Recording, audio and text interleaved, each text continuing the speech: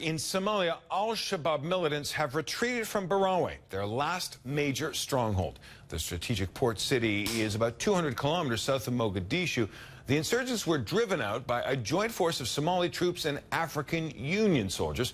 One local official says at least 17 militants died in a short, intense gun battle with the joint forces on the city's outskirts.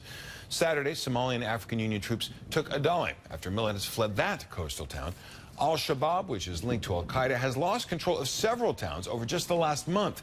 It still holds large swaths of rural territory, though. Joining us now to talk about the shifting tides in Somalia is Ken Minkhaus, former advisor to the UN mission in Somalia, currently a professor of political science at Davidson College. Thanks so much for being with us. Al-Shabaab has hardly been wiped off the map, but something is happening. What is it?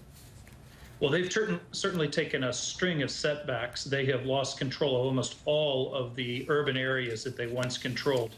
Part of that is tactical. They cannot fight war against the African Union peacekeeping forces, so they're switching to asymmetrical urban guerrilla tactics instead. How big a get is Barawe for government forces? I gather the government hasn't actually controlled that port for nearly 2 decades. It is a big get. It's a hit for al-Shabaab financially. They lose control of a valued seaport, and it's a hit symbolically. This is part of a string of defeats that the group has had. They're starting to change the narrative about the group. It's important, though, not to overstate the importance of this loss. The group can still tax commerce in the interior. It can still move men and material through a number of beach seaports in Somalia, and it still has operatives in all of these towns. Amisom and the Somali government control them by day, but Shabaab remains the night shift. So why these setbacks? Why now? Again, part of it is because the African Union peacekeeping force and the Somali federal government have made a concerted effort to take these towns. And in most cases, Shabaab has opted not to put up a fight. They know they can't hold them. They would prefer to fight the war on their terms, which is, again, through terrorist tactics and asymmetrical tactics. So what does this mean for the people in those areas, for the people of Somalia? Well, that's the million-dollar question. In the past, the government and the African Union peacekeeping forces have succeeded in taking towns, but then the governance that follows has been terrible.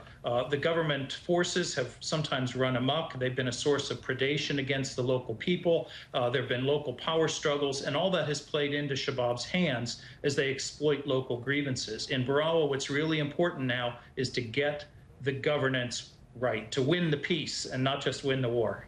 How distant would be the defeat of al-Shabaab, given these setbacks? This is going to be a long-term. This is definitely a long-term struggle, and I think we have to see it that way. We can't get overly depressed at setbacks nor overly exuberant at successes. This is going to take a long while, and even if the group is defeated, there's going to be fragments of this organization that will live on, exploiting the many, many grievances that lots of Somali groups have accrued over the past couple of decades. But it's been a couple of decades of anarchy. Could all of this have been achieved decades ago? Well, we all look back to the early 90s as a missed opportunity. If only we had gotten that big U.S.-led UNISOM intervention right, and Somalis had put their house in order back then, none of this would have happened. But it's easy to do that kind of quarterbacking in hindsight. Ken Minkhaus of Davidson College, thanks so much for talking with us.